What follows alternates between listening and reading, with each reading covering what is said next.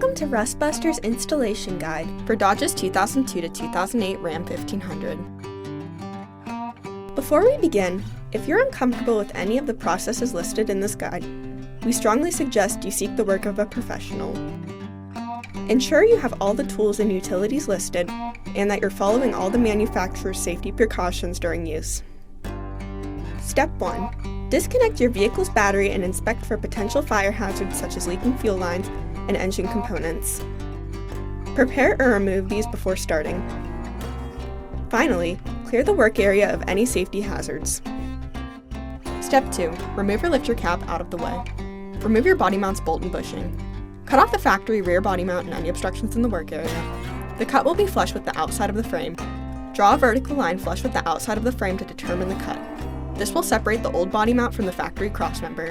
Then, grind the frame for your rust and debris, revealing bare metal. Spray the work area with a weld-through primer to help prevent its stress development. Step 3. Take your replacement rear body mount and hold it up to the silhouette where your factory bed mount was originally located. Following proper welding procedures, tack weld your rear body mount onto the frame before welding it on fully.